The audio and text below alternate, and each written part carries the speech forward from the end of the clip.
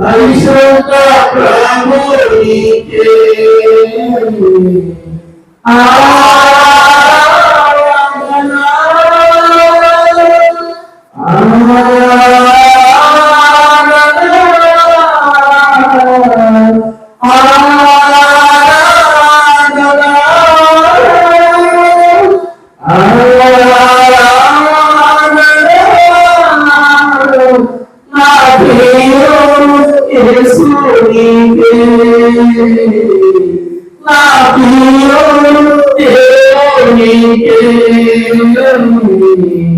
మహిమా ప్రభునికే ఘనత ప్రభునికే మహిమా ప్రభునికే.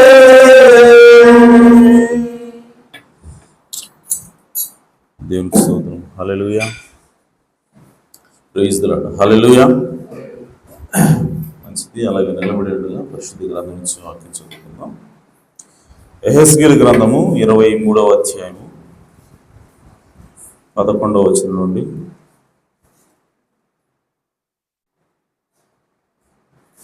యెహెజ్కేలు గ్రంథము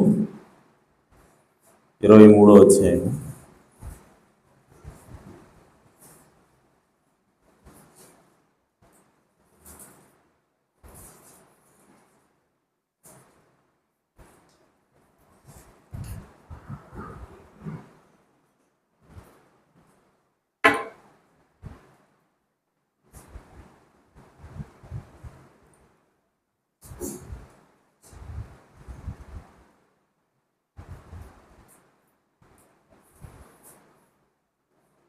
11వ వచనం.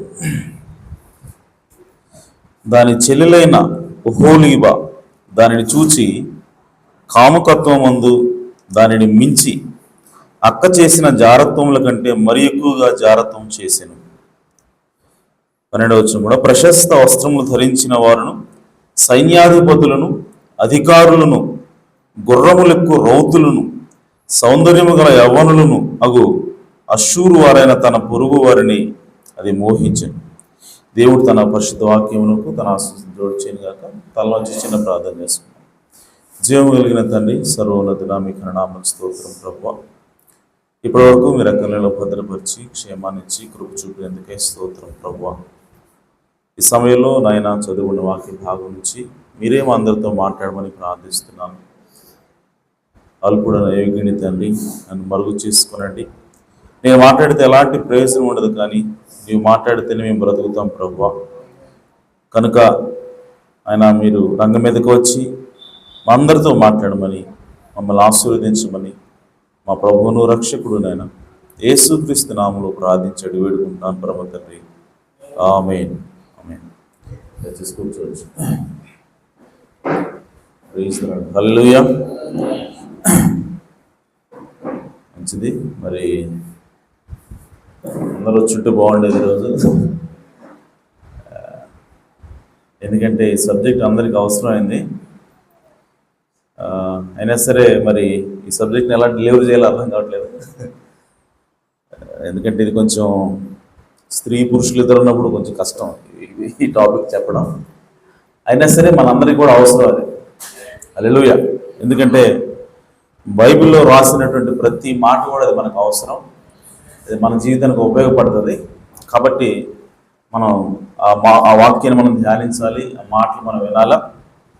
సో కాబట్టి అందరూ ఉంటే బాగుంటుంది. మరి ముఖ్యంగా యవ్వనస్తులు, చిన్న బిడ్డలు, ఇంకా యవ్వన ప్రాయంలోకి వెళ్తున్న వాళ్ళు కూడా ఉంటే ఇంకా బాగుంటుంది.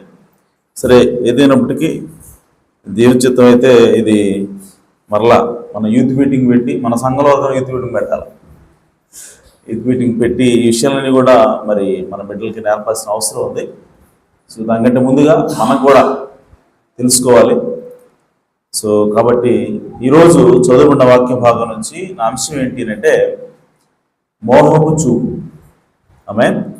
Look of lust. సో మరి కొద్ది నిమిషాలు దాని మీద నేను మాట్లాడాలనుకుంటున్నాను. ఇక్కడ మనం చదివినట్లయితే యెహెజ్కేలు గ్రంథంలో ఇద్దరు అక్కజెల్లెళ్ళు ఉన్నారంట. వాళ్ళ పేర్లు మీరు మొదటి వచనం చదివితే అక్కడ, మరియు యెహోవా వాక్కు నాకు ప్రత్యక్షమై ఇలాగ సెలవిచ్చును, నరపుత్రుడా, ఒక తల్లికి పుట్టిన 2 స్త్రీలు కలరు. వీరు ఐగుప్తు దేశంలో జారత్వము చేసిరి, యవ్వన కాలమందే జారత్వము చేయుచు వచ్చిరి. అక్కడ వారికి ఆలింగనమాయను, అక్కడ వారి కన్యాకాలపు చనులు పురుషులు నలిపిరి. వారిలో పెద్దదాని పేరు ఒహోలా, ఆమె సహోదరి పేరు ఒహోలీబా. సో వీళ్ళిద్దరున్నారు, ఒహోలా, ఒహోలీబా. వీళ్ళ గురించి దేవుడు మాట్లాడుతున్నాడు. సో యెహెజ్కేలుకి ఒక ప్రవచనాన్ని ఇచ్చి దేవుడు వీళ్ళతో మాట్లాడుతున్నాడు. సో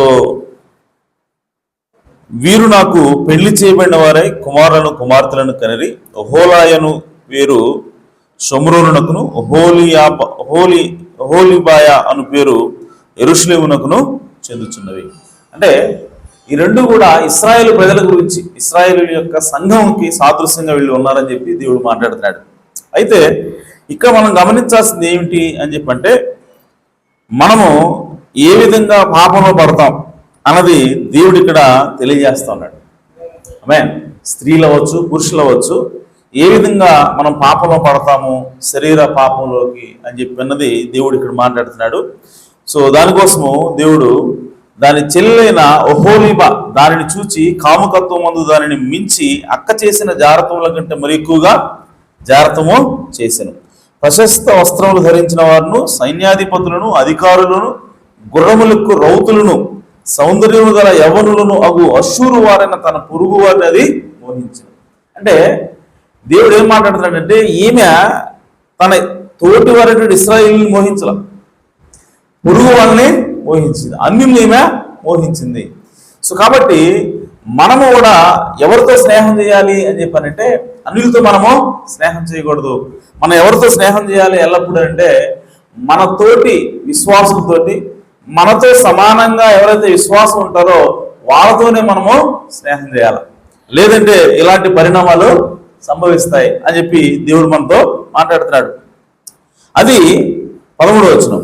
అది అపవిత్రురాలైననియు వారిద్దరూ ఏకరీతిని ప్రవర్తించున్నారని నాకు తెలిసిన, మరియు అది అధికముగా వ్యభిచారము చేయవాలని కోరినదై మొలలకు నడికట్లను, తలల మీద చిత్ర వర్ణము గల పాగాలను పెట్టుకొని రాచ కళలు గలవారై సింధూరపుతో పూయబడి, చూడండి ఈమె ఎవరితో వ్యభిచారం చేస్తుందని చెప్పి దేవుడు మాట్లాడుతూ మొలలకు నడికట్లను, తలల మీద చిత్ర వర్ణము గల పాగాలను పెట్టుకొని రాచ కళలు గలవారై అని తెలుగులో ఉంది. బట్ ఇంగ్లీష్లో ఒకసారి చదువుతాను నేను, ఎందుకంటే కొంచెం క్లారిటీగా ఉంటుంది. 14వ వచనం.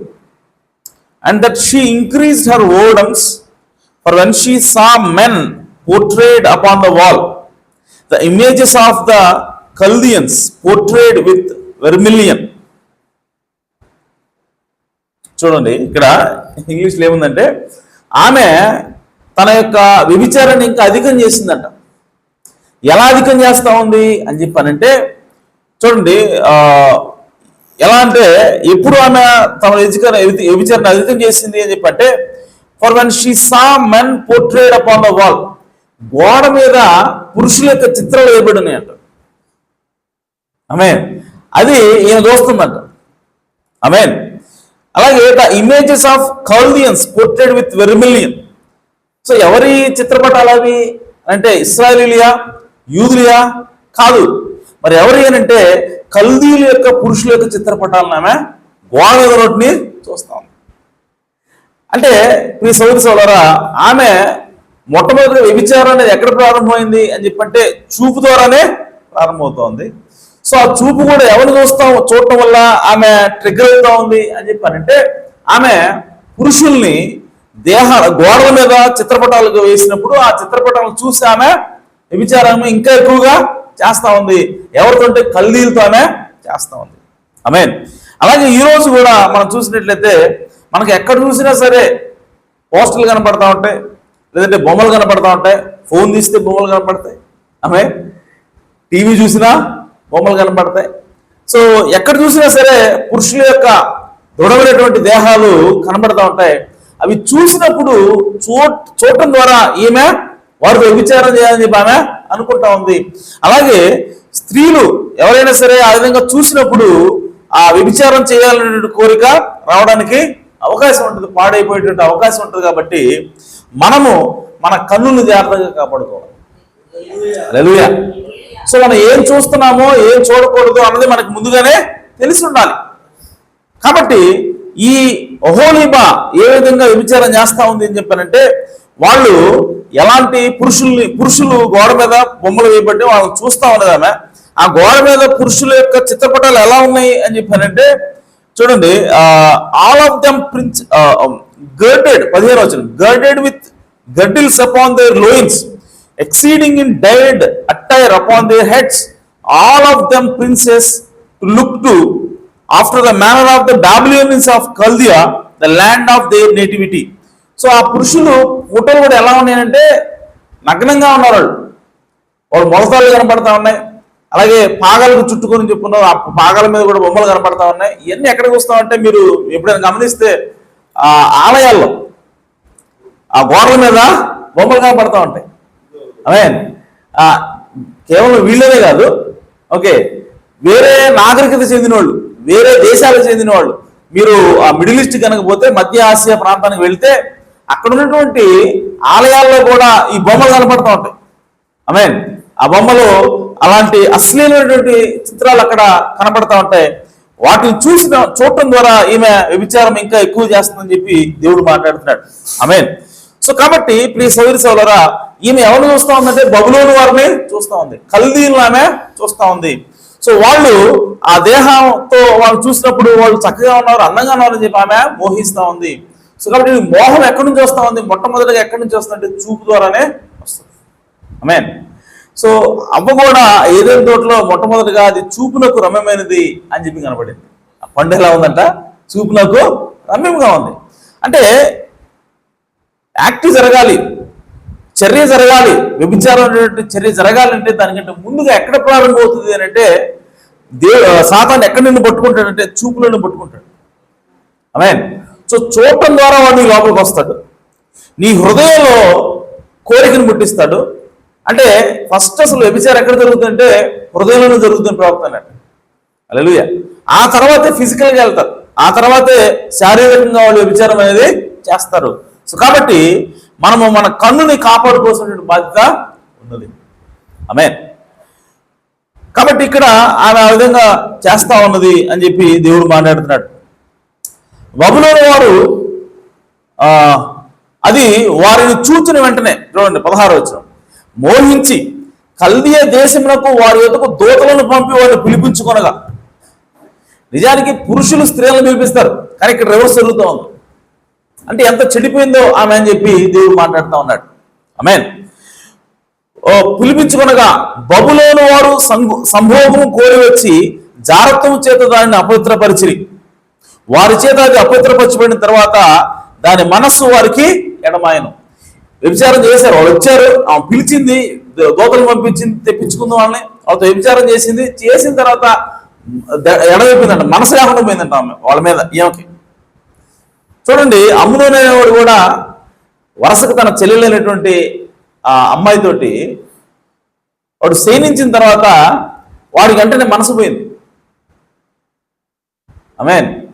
అమ్మవాడికి ఎంత ప్రేమించాడో అంత ఎక్కువగా ద్వేషించాడు బైబిల్లో.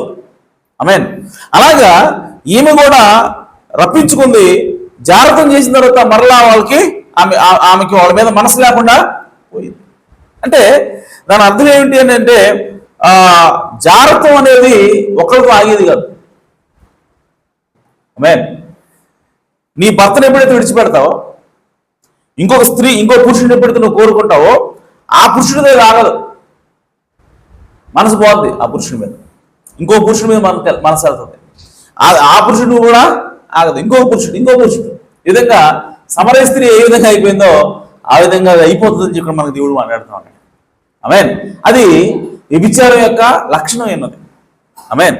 సో కాబట్టి ఆ విధంగా ఉండకుండా ఉండాలి అని చెప్పంటే మనం ఖచ్చితంగా మన యొక్క కళ్ళని మనం జాగ్రత్తగా, అప్పుడు మనం ఏం చూస్తున్నాం, ఏం వింటున్నాం అన్నది మనం జాగ్రత్తగా మనం కాపాడుకోవాలని దేవుడు మనకి హెచ్చరిక జారీ చేస్తూ ఉన్నాడు. అలాగే ఇట్లు అది జాగ్రత్తం అధికముగా చేసి తన మానాచ్ఛాదము తీసివేసుకుని కొనిను గనుక దాని అక్క విషయంలో నేను ఆశాభద్రుడైనట్టు దాని విషయంలోనూ ఆశాభద్రుడైతిని. మరియు ఎవరి దినములందు ఐగుప్తు దేశంలో తాను జరిగించిన విచారం మనస్సుకు తెచ్చుకొని అది మరి ఎక్కువగా విచారం చేయొచ్చు. అంతకుముందు పాత కాలంలో చేసినటువంటి వ్యభిచారాన్ని కూడా ఏమో జ్ఞాపకం తెచ్చుకుంటా ఉందంట. చూడండి 20వ వచనం, స్ట్రైకింగ్ ఇది. గాడిద గుర్రముల వంటి సిగ్గుమాలిన మొహము గల తన విట్టకాండ్రేందు ఆమె అది మోహము నిలుపుచుండెను. అంటే ఆ స్త్రీ ఎటువంటి వాళ్ళని మోహిస్తా ఉంది, ఎటువంటి వాళ్ళని కోరుకుంటా ఉంది అని చెప్పానంటే గాడిద వంటి వాళ్ళని, గుర్రముల వంటి వాళ్ళని. ఆమేన్. అంటే దాని అర్థం ఏంటంటే ఈమె దేన్ని ప్రేమిస్తా ఉంది అని చెప్పానంటే ఆమె పశువుల వంటి స్వభావం కలిగిన వాళ్ళతో ఈమె సేవించాలని కోరుకుంటా ఉంది. మీరు చూస్తే ఇప్పుడు ప్రపంచం అంతట్లో కూడా అదే జరుగుతూ ఉంది. ఆమేన్. పోర్నోగ్రఫీ తీసుకున్నా, బ్లూ ఫిల్మ్స్ తీసుకున్నా, సినిమాలు చూసుకున్నా, ఎక్కడ ఈ స్త్రీలు కానివ్వండి, పురుషులు కానివ్వండి దేనికోసం వాళ్ళు చూస్తూ ఉన్నారంటే గుర్రాలు వంటి మనుషుల కోసం, గాడిదలాగా బలంగా ఉన్నటువంటి మనుషుల కోసము వాళ్ళు చూస్తూ ఉన్నారు. అంటే దాని అర్థం గాడిదలు వంటి గుర్రాలు వంటి మనుషులు అంటే అర్థం ఏంటంటే వాళ్ళు లైంగికంగా స్ట్రాంగ్గా ఉన్నటువంటి పురుషుల కోసం వాళ్ళు ఆశ పెట్టుకుంటా ఉన్నారు, వాళ్ళ కోసం చూస్తూ ఉన్నారని చెప్పి దేవుడు మాట్లాడుతున్నాడు.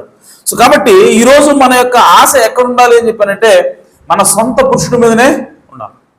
ఆమేన్. అలాగే మనం ఎంత మాత్రం కూడా ఈ సంతోషానికి మనం అలవాటు పడకూడదు. డాక్టర్ చాలాసార్లు చెప్తున్నాడు, ఏమంటాడంటే లైంగిక చర్య అనేది నీకు పిల్లలు పుట్టడం కోసమే దేవుడు నీకు ఇచ్చాడు. అలానే నీకు నేను మనందరం సహోదరులు కాబట్టి ఒక సహోదరుడు నేను మాట్లాడుతున్నాను. ఓకే, సో నీకు కోరిక వచ్చినప్పుడే నువ్వు వెళ్ళాలి, అంతేగాని సంతోషం కోసం ఇప్పుడు కలగకూడదు నీ ప్రవక్త అంటే. ఆమేన్. కానీ ఇక్కడ ఎవరైతే పర్వట్ అవుతారో, ఎవరైతే సాతాను పడగొడతాడో ఆ స్త్రీలు దేనికోసం ఎంపర్లాడతారంటే సంతోషం కోసం ఎంపర్లాడతారు. అందుకోసం బైబిల్ చెప్తా ఉంది, సంతోషం ఆల్రెడీ భౌతిక సంబంధమైనటువంటి సంతోషం కోసం ఎంపర్లాడే స్త్రీ ఆల్రెడీ చచ్చిందని చెప్పి బైబిల్ చెప్తా ఉంది. హల్లెలూయా. కాబట్టి ప్రియ సహోదరులు, ఇప్పుడు జరుగుతున్నదంతా కూడా ఈ కాలంలో జరుగుతున్నదాన్ని కూడా దేవుడు చూపిస్తా ఉన్నాడు. ఇక్కడ గుర్రాల వంటి మనుషులు, గాడిదల వంటి మనుషులు, పశువులతో సమానంగా మరి లైంగిక చర్య జరిపే వాళ్ళ కోసం చూస్తున్నారని చెప్పి మాట్లాడుతున్నాడు. సో కాబట్టి అవన్నీ కూడా మనం చేయకూడదని దేవుడు ఇక్కడ చెప్తా ఉన్నాడు. హల్లెలూయా. కావున ఓహోలీబా, ప్రభువైన యెహోవా సెలవుచ్చిందేమగా, నీ మనసులకు ఎడమైపోయిన నీ విటకాండ్రును రేపి నలుదిక్కుల వారు నీ మీదకి రప్పించేదను. సో కాబట్టి దేవుడు ఆ విధంగా మాట్లాడుతూ ఉన్నాడు. సో ఈమె విచారం చేస్తూ ఉంది. దానికి మొట్టమొదటి కారణం ఏంటంటే ఆమె చూపుతో అది ప్రారంభమవుతూ ఉన్నది. ఆమేన్. సో కాబట్టి మనం ఏం చూస్తున్నాం అనేది చాలా ఇంపార్టెంట్. సో ఆ చూపుని సాధారణ పట్టుకొని మన లోపలికి వెళ్తాడు. అక్కడ నుంచి మనం భౌతికంగా ఆ కార్యం చేయడానికి వాడు మనం పురుగొల్పుతాడు. కాబట్టి మన కన్నుని మనం ఖచ్చితంగా కాపాడుకోవాలి. హల్లెలూయా. సో అలాగే ఇంకొక వాక్య భాగంగా మనం 2వ సమూయేలు గ్రంథం 11వ అధ్యాయం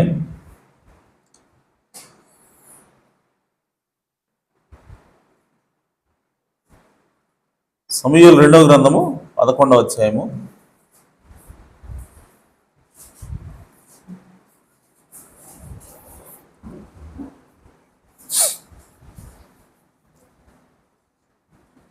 2వ వచనం నుండి. ఒకానొక దినమున ప్రొద్దుగురుంకు వేళ దావీదు పడక మీద నుండి లేచి రాజనగరి మిద్దె మీద నడుచుచు పైనుండి చూచుచుండగా, ఆమేన్, దావీదు ఎప్పుడు వెళ్తున్నాడు మిద్దె మీదకి? సాయంత్రం పూట వెళ్తున్నాడు. మధ్యాహ్నం చక్కగా భోజనం చేశాడు, నిద్ర వచ్చింది, పడుకున్నాడు. పడుకొని సాయంత్రం లేచాడు. దావీదు ఎక్కడున్నాడంటే పక్కింట్లో లేడు, తన ఇంట్లోనే ఉన్నాడు. ఓకే, సో ఎప్పుడైతే ఆయన మిద్ది మీదకి వెళ్ళాలని చెప్పి అనుకున్నాడో, సాయంకాలం చల్లగాలి పీల్చుకోవాలనే ఉద్దేశంతో పైకి వెళ్ళాడు. తప్పులేదు, వెళ్ళాడు. సో ఎవరింటి మీదకి వెళ్ళాలంటే దావీదు ఇంట్లోనే ఉన్నాడు, ఆయన పక్కింట్లోకి పోలా. Okay, right. ఇప్పుడు సాతాను ఒక అవకాశం కోసం చూస్తూ ఉన్నాడు, దావీదుని ఎలా పడగొట్టాల. దావీదుని ఏ విధంగా నాశనం చేయాలని చెప్పి వాడు చూస్తున్నప్పుడు ఈ యొక్క అవకాశాన్ని, ఈ యొక్క సన్నివేశాన్ని వాడు అవకాశంగా తీసుకొని చూస్తాడు. ఆ సమయంలో చూడండి, మిద్ది మీద నడుచుచు పైనుండి చూచుచుండగా స్నానము చేయి ఒక స్త్రీ కనబడెను. ఈ స్నానం చేసే స్త్రీ ఎక్కడ ఉంది? ఆమె ఇంట్లో ఉంది, దావీదు ఇంట్లో లేదు. అంటే ఇక్కడ ఎవరెవరో వాళ్ళు ఉన్నారు. దావీదు ఇంట్లో దావీదు ఉన్నాడు, బెత్షెబా ఇంట్లో బెత్షెబా ఉంది. అయితే ఇప్పుడు చూడండి, సాతాను ఏం చేస్తాడంటే, నువ్వు నీ ఇంట్లోనే ఉండు, ఓకే, ఆమె ఇంకెక్కడో ఉంటుంది, కానీ ఆమెను చూసే విధంగా నీకు నేను పంపిస్తుందని. హల్లెలూయా. ఈరోజు టీవీ అదే, ఆమె ఈరోజు కంప్యూటర్ అదే, ఈరోజు సెల్ ఫోన్ అదే. హల్లెలూయా. సో నీవు నీ ఇంట్లోనే ఉంటావు. ఆమేన్. అవి ఎక్కడో జరుగుతున్నాయి. వాటన్నింటినీ కూడా సాతాను ఏం తీసుకొస్తాడంటే, ఆ సెల్ ఫోన్ ద్వారా, ఆ ఇంటర్నెట్ ద్వారా నీకు అవన్నీ కూడా తీసి చూపిస్తూ ఉంటాడు. ఆమేన్. సో కాబట్టి దావీదు కూడా తన ఇంట్లో ఉన్నాడు, కానీ సాతాను ఏం చేశాడంటే కరెక్ట్గా, ఇంకో విషయం, ఈయన ప్రతి సాయంత్రం ఆ విధంగా తిరుగుతూ ఉంటాడు. ఏ కొత్త కాదు, ఓకే. చూశాడు మాట వీడు, ప్రతి సాయంత్రం తిరుగుతున్నాడు కదా, చూసి ఇప్పుడు బత్షెబా దగ్గరికి వెళ్ళాడు. ఇప్పుడు బత్షెబా కూడా సాయంకాలం అతను వస్తాడని తెలుసు. హల్లెలూయా. కానీ ఆమె నిర్లక్ష్యం వహించేలాగా సాతాను ఆమెని కంట్రోల్ చేస్తున్నాడు. సో చాపేమి లేకుండా ఆ సమయానికి ఆమె స్నానం చేస్తా ఉంది. ఆ సమయానికి దావీదు వచ్చాడు. దావీదు వచ్చేసరికి చూసేలాగా సాతాను చేశాడు. చూసినప్పుడు చూడండి, వెంటనే దావీదు ఎంక్వైరీకి చేయించాడు. ఎవరు ఈమె, కనుక్కోండి అని చెప్పి అన్నప్పుడు వాళ్ళు ఆమె బహు సౌందర్యవతి ఏమిటో చూచి దావీదు దాని సమాచారం తెలుసుకున్నట్టుగా ఒక దూతను పంపాను. అతను వచ్చి ఆమె ఏలీయాము కుమార్తె హిత్తీయుడకు ఊరియకు భార్యనైన బత్షెబాని తెలియజేయగా దావీదు దూతల చేత ఆమెను పిలువనంపాడు. దావీదు చెప్పారు, అయ్యా ఆమెకి పెళ్ళైంది, ఆమెకి భర్త ఉన్నాడు, ఆమె ఎవరో కాదు, నీ పక్క ఇంట్లోనే ఉంటుంది ఆమె, అంటే నీ పొరుగామె, నీ పొరుగువాడైనటువంటి, నీ సహోదరుడైనటువంటి, నీ సైన్యంలో నీ కోసం ప్రాణాలు ఉండి యుద్ధం చేసేటువంటి ఊరియా యొక్క భార్య ఆమె. ఆమేన్. అంటే ఇంకో రకంగా చెప్పాలంటే నీ సహోదరుడి భార్య, నీ చర్చకొచ్చే సహోదరుడి భార్య. మీరందరూ కూడా ఒకే సంఘంలోకి వస్తారు, మీరందరూ కూడా సహోదరులు. సో అటువంటి సహోదరుడే భార్య ఆమెకి మ్యారేజ్ అయిందని చెప్పి వాళ్ళు సమాచారం తీసుకొచ్చారు. అయినా సరే యాక్చువల్ నిజానికి దావీదు ఏమనాలి, ఓకే నేనేదో చూశాను, తెచ్చుకుందాం అనుకున్నాను, పెళ్లి చేసుకుందాం అనుకున్నాను, కానీ ఆల్రెడీ పెళ్ళి అయిపోయింది కాబట్టి నేను మర్చిపోతానని చెప్పి మర్చిపోవాలి యాక్చువల్గా దావీదు.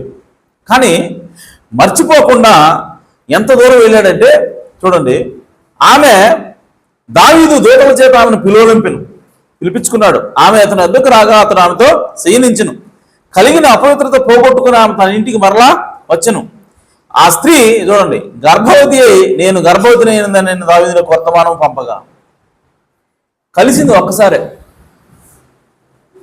గర్భవతి వచ్చింది, గర్భమైంది. అంటే సాతాను ఆ విధంగా ప్లాన్ చేస్తున్నాడు. ఓకే, దేవుని పిల్లల్లో ఎప్పుడెప్పుడు తప్పు చేస్తారా చూసి ఒక్కసారి తప్పు చేయగానే పట్టుకుంటాడు, ఆ టైంలోనే వాడు తీసుకొస్తాడు అక్కడికి.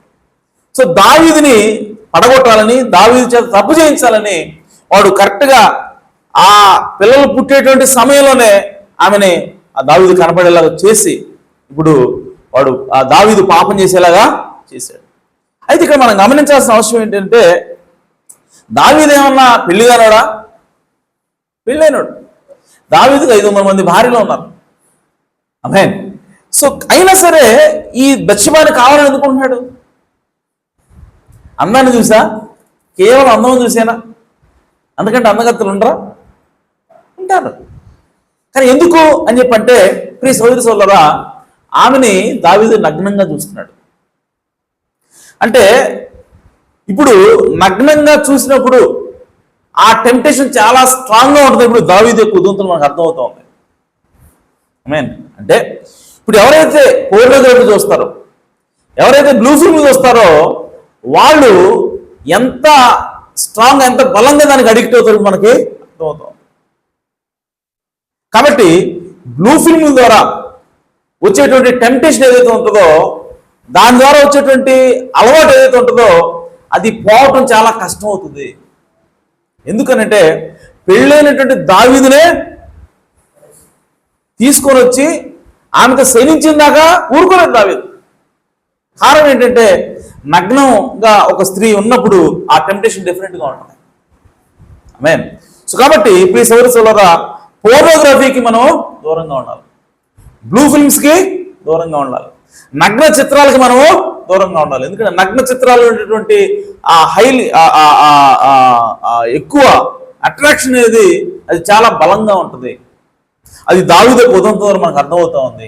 కాబట్టి దేవుడు ఏం చెప్తున్నాడంటే మనము బ్లూ ఫిల్మ్స్ నుంచి దూరంగా ఉండాలి. మనం ప్రైవేట్గా ఏం చూస్తున్నామో అదంతా కూడా మనం కంట్రోల్ చేసుకోవాలని చెప్పి దేవుడు మాట్లాడుతూ ఉన్నాడు. ఎంత దూరం పోయాడంటే ఈ సౌరి సోదరులారా, ఊరియాకి మందు పిలిపించాడు, మాంసం పెట్టాడు, మందు పోయించాడు. ఓ ఇల్లు నీ భార్యతో ఉండని చెప్పాడు, ఎందుకంటే ఆయన మీద దోసేయడానికి. కానీ ఆ ఊరియా వెళ్ళలేదు, ఎందుకంటే అతను నమ్మకస్తుడు కాబట్టి. అయితే చివరికి దావీదు అతన్ని చంపించాడు. ఒక అమాయకుడిని దావీదు చంపాడు. కారణం ఏంటి అని అంటే చూపు. హల్లెలూయా. పాపం ఎందుకు జరిగింది?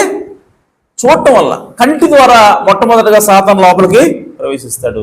కాబట్టి మనం ఏమి చూస్తున్నాం అన్నది చాలా ప్రాముఖ్యమైనది.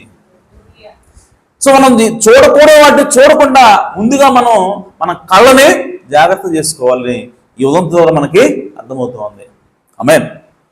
అలాగే ప్రియ సోదరి సోదరులారా, ఇంకొక లేఖన భాగము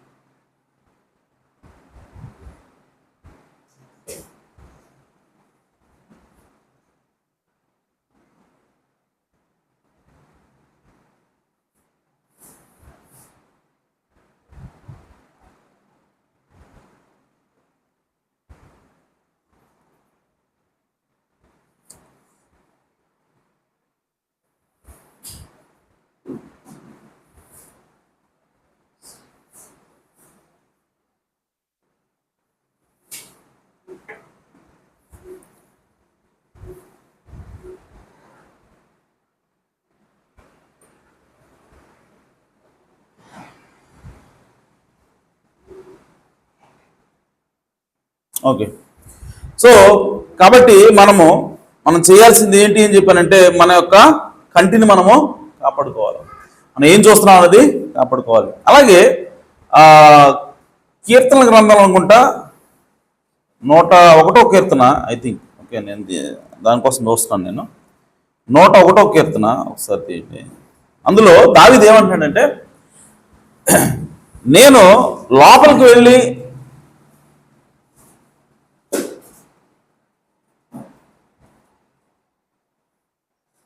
101వ కీర్తన 2వ అధ్యాయం 2వ వచనం. కీర్తనలో ఇది చివరి చెప్పి నేను ముగిస్తాను. కీర్తనల గ్రంథము 101వ కీర్తన, యెహోవా 101వ కీర్తన 2వ వచనం. నిర్దోష మార్గమున వివేకముతో ప్రవర్తించేదను, నీవు ఎప్పుడు నా యొద్దకు వచ్చేదు, నా ఇంట యథార్థ హృదయంతో నడుచుకుందును. చూడండి,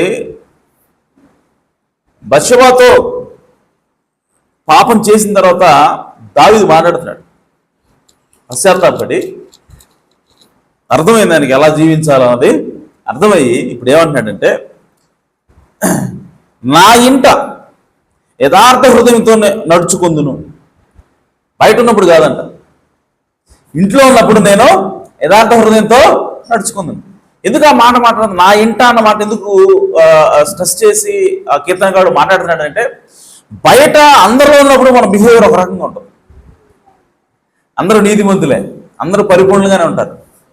కానీ ఎప్పుడైతే మనం ఇంట్లోకి వెళ్తామో, తలుపులు వేసుకుంటామో, ఆమేన్, అప్పుడు నువ్వు యథార్థంగా ఉండాలి.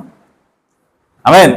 అప్పుడు కూడా దావీదు అన్నాడు, నా ఇంట యథార్థ హృదయంతో నడుచుకుందును. అలాగే 3వ వచనం అన్నాడు, నా కన్నుల ఎదుట నేను ఏ దుష్కార్యమును ఉంచుకోనను. హల్లెలూయా. సో ఇంటికి వెళ్ళినప్పుడు, లోపల ఉన్నప్పుడు నా కన్నుల ఎదుట నేను ఏ దుష్కార్యాన్ని ఉంచుకోను. ఎందుకంటే ఆల్రెడీ అలాంటి దృశ్యం చూసినప్పుడు ఏమైంది దావీదుకి అనుభవం. కాబట్టి అనేమంటాడంటే, ఎలాంటి దుష్కార్యాలు నా కళ్ళ ఎదుట ఉంచుకోను. ఎందుకనంటే కళ్ళ ద్వారా అనేది లోపలికి హృదయంలోకి ప్రవేశిస్తుంది. ఆమేన్. కాబట్టి దావీదు అన్నాడు, నేను ఒంటరిగా ఇంట్లో ఉన్నప్పుడు, తలుపేసుకుని ఉన్నప్పుడు నేను ఎలాంటి దుష్కార్యాన్ని నా కళ్ళ ముందు ఉంచను, ఎలాంటి చెడ్డ కార్యాన్ని నేను చూడను అని చెప్పి దావీదు మాట్లాడుతూ ఉన్నాడు. అలాగే మనం కూడా ఈ సోదరి సోదరా, మన ఇంట్లో ఉన్నప్పుడు, ఒంటరిగా ఉన్నప్పుడు మనము ఎలాంటివి చూస్తున్నాము అన్నదే మన యొక్క ఆత్మీయ స్థితి ఉంటుంది. హల్లెలూయా. మనం ఒంటరిగా ఉన్నప్పుడు నీవు అర్ధనగ్నంగా ఉండే చిత్రాలు చూస్తున్నావా? ఒంటరిగా ఉన్నప్పుడు బ్లూ ఫిల్మ్ చూస్తున్నావా? ఒంటరిగా ఉన్నప్పుడు ఇంకేదైనా చూస్తున్నావా అన్న దాన్ని అలా చూస్తున్నావంటే నీ యొక్క ఆత్మీయ స్థితి బాగాలేదని అర్థం. ఆమేన్. కాబట్టి ఎందుకు ఎలా సాతాను లోపల ప్రవేశిస్తాడంటే, మనం ఒంటరిగా ఉన్నప్పుడు మన కళ్ళ ముందు ఏదైతే ఉంటుందో ఆ చెడ్డది, దాని ద్వారా సాతాను మనలోకి ప్రవేశిస్తాడు. కాబట్టి వాటన్నిటి నుంచి కూడా మనము దూరంగా ఉండాలి. వాటిని చూడకుండా మనం కంట్రోల్ చేసుకోవాలని దేవునికి వాక్యం తెలియజేస్తా ఉంది. అలా చూసినందుకే దావీదు జీవితంలో తప్పు చేశాడు.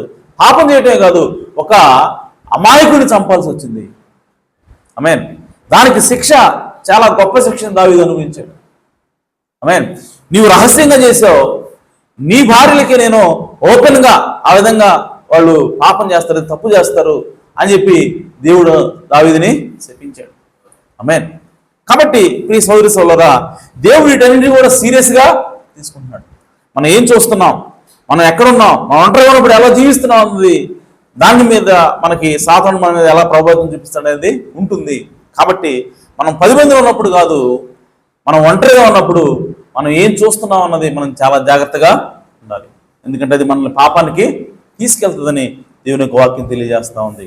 కాబట్టి మోహపు చూపు అనేది, ఆ చూపు ద్వారానే మన హృదయంలోకి సాతాను ప్రవేశిస్తాడు. అంతటి తాగడు, వాడు భౌతికంగా మనం తప్పు చేసేలాగా ప్రేరేపిస్తాడు. ఆమేన్. తద్వారా మనం దేవుని యొక్క కోపానికి, ఉగ్రతకి మనము పాత్రలు అవుతాము.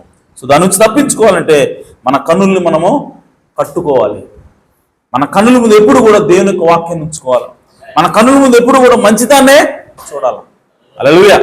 సో అర్ధనగ్నంగా ఉంది, జోకులేస్తున్నారు అని చెప్పి అంటే మనం దాన్ని ప్రేమిస్తున్నాము అని చెప్పి అంటే, దాన్ని ఎంజాయ్ చేస్తున్నాం అంటే అర్థం ఏంటంటే మన లోపల సాతానుడు ఉన్నాడని అర్థం. ఆమేన్. దాన్ని ఎంజాయ్ చేయగలుగుతున్నాము అని అంటే మన లోపల ఆల్రెడీ వాడు ఉన్నాడని అర్థం. కాబట్టి అటువంటి నుంచి మనం దూరంగా పారిపోదాం. యోసేపు ఏ విధంగా దూరంగా వెళ్ళిపోయాడో ఆ విధంగా మనం కూడా ఆ చెడ్డదాని నుంచి మనం దూరంగా వెళ్ళిపోవాలని దేవుని యొక్క వాక్యం తెలియజేస్తా ఉంది. దేవుడు ఈ మాటలు దీవించును గాక. దేవుడు వాళ్ళందరినీ కూడా సమృద్ధిగా ఆశ్రయించును గాక. ఆమేన్. సమయంలో సమయం తీసుకుంటాం.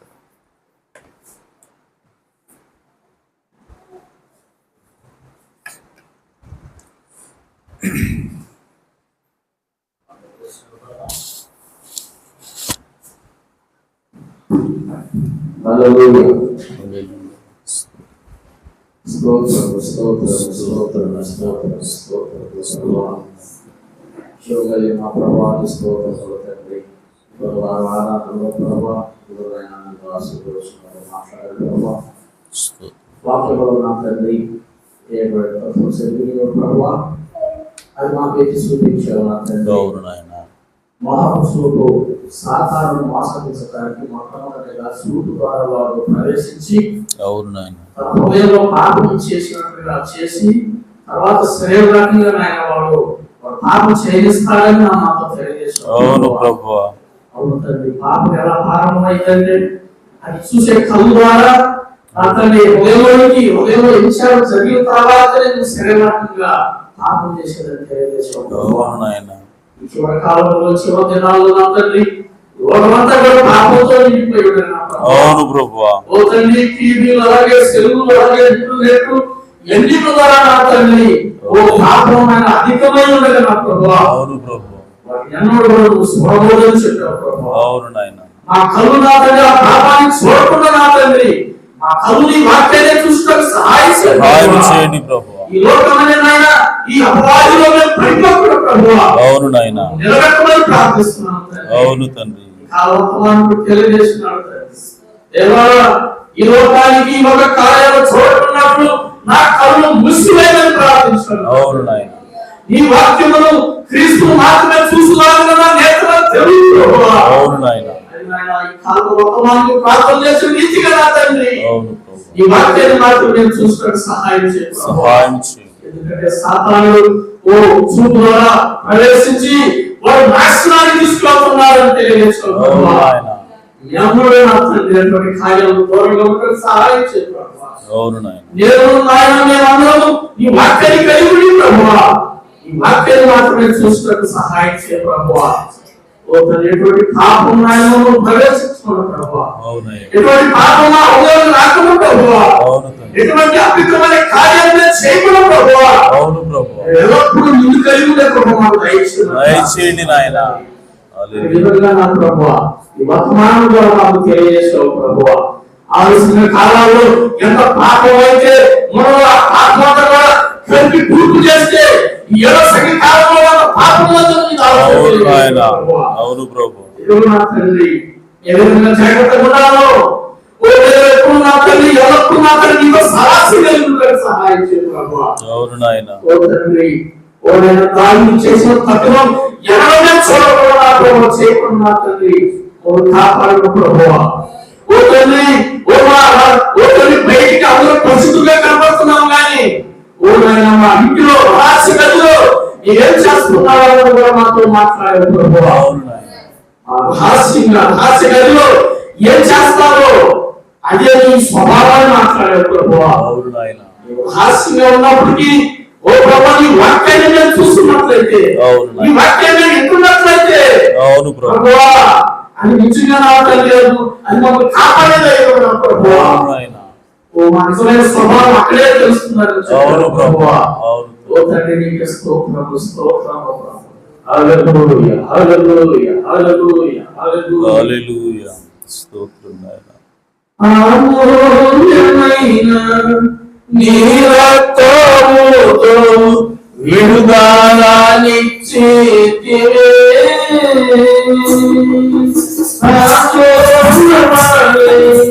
యాజకుని వాలే నీపై విలసితివే.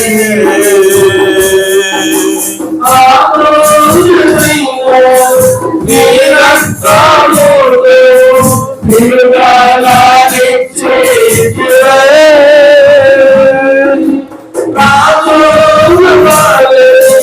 యాజకుని వారే నీవై విలసితివే.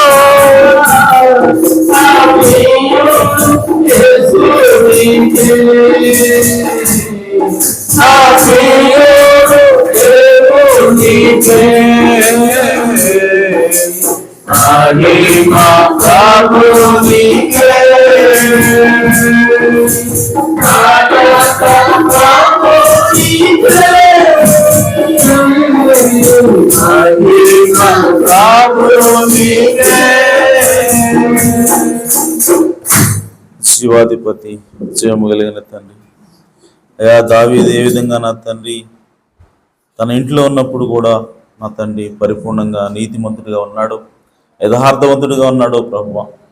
ఆ విధంగా మేము కూడా నా తండ్రి అయా ఒంటరిగా ఉన్నప్పుడు ప్రభువా మేము మీ కొరకు నాయన నమ్మకంగా ఉండడానికి, మీకు యథార్థంగా ఉండడానికి మాకు సహాయం చేయండి ప్రభువా.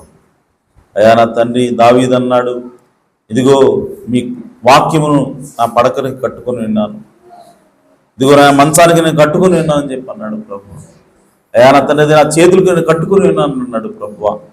అలాగే మేము కూడా ఎక్కడ ఉన్నా సరే అయా మీ వాక్యమును నాయన మేము తీసుకెళ్ళడానికి సహాయం చేయండి. మీ వాక్యం మా హృదయాల్లో ఉంచుకోవడానికి సహాయం చేయండి ప్రభు. అది మమ్మల్ని పాపం నుంచి దూరంగా ఉంచుతుంది ప్రభు. కనుక నా తండ్రి మోహపు చూపు ద్వారా అయా మేము పాపం చేయకుండా ప్రభువా, అయా చూపు ద్వారా నా తండ్రి అయా ప్రభువా మేము మా హృదయంలోకి సాతాన్ని ఆహ్వానించకుండా తండ్రి మా కన్నులు ఎదుట ఎప్పుడు కూడా మంచినే ఉంచుకోవడానికి మాకు సహాయం చేయండి. మేము ఎప్పుడు కూడా నాయన చెడ్డదాన్ని చూడకుండా తండ్రి అయా మా కన్నులు మోయమని ప్రార్థిస్తున్నాను ప్రభు. అయా సహాయం చేయండి, కృప చూపించండి ప్రభు. అయా నా తండ్రి ఇదిగో నాయన దావీదు అలాగే బత్షెబ జీవితాల ద్వారా మాతో మాట్లాడావు ప్రభు. ఇదిగో అంతంలో ఉన్న వారికి ఇదిగో మాదిరిగా ఉండడానికి ఇదిగో ఏ విధంగా జీవించాలో తెలియడం కోసమే వారి జీవితాల్లో ఇవన్నీ జరిగినాయని మీ ఆజ్ఞలో రాయబడింది ప్రభు. అయా బత్షెబని దావీదుని మేము చూసినప్పుడు ఏ విధంగా ఉండకూడదు ప్రభు, మా కళ్ళ ముందు ఏ విధంగా నా తన మేము చెడ్డదాన్ని ఉంచుకోకూడదు, ఉంచుకోవటం వల్ల ఎలాంటి నష్టాలు వస్తాయి ప్రభు. అయా మాకు ఈరోజు మాట్లాడావు ప్రభు, మీకు స్తోత్రము నా తండ్రి. అయా నా తన వాక్యానికి మేము లోబడి ప్రభు ఎల్లప్పుడూ నాయన మిమ్మల్ని చూసే భాగ్యాన్ని మాకు దయచేయండి తండ్రి. అయా నా తండ్రి మా జీవితాల్లో ప్రభు, వ్యక్తిగత జీవితాల్లో ప్రభు అయా నా తండ్రి మేము సాతానికి లోబడకుండా ప్రభు అయా నా తండ్రి మీకు నమ్మకంగా జీవించే భాగ్యాన్ని మాకు దయచేయండి ప్రభు. మీ కృప తోడుగా ఉంచండి, మీ బిడ్డలు దీవించండి, ఆశీర్వదించండి ప్రభు. సంఘంలో ఏ ఒక్కరు కూడా ప్రభు బలహీనులు కాక నా తండ్రి అయా పరిశుద్ధాత్మ చేత ముద్రించబడిన ఆయన అయా మీ రాజ్యానికి వారసులు ఉన్నట్లుగా ప్రభు ప్రతి ఒక్కరిని కూడా మీరు దీవించండి, ఆశీర్వదించమని అయా సహాయం చేయమని ప్రార్థిస్తున్నాం. నిన్న వాక్యం మా అందరి హృదయాలు నీరు కట్టండి ప్రభు, నూరంతలుగా ఫలింపును దయచేయమని కృప చూపమని మా ప్రభువును రక్షకుడు నేను యేసుక్రీస్తు నామములో ప్రార్థించండి వేడుకుంటున్నాను పరమ తండ్రి, ఆమేన్. మన ప్రభు అయిన యేసుక్రీస్తు వారి కృపా సమాధానం సకలలోక పరిశుద్ధులకు కూడిన మనందరకు సదాకాలము తోడేండును గాక, ఆమేన్. కుటుంబం నుంచి పడింది అందరూ.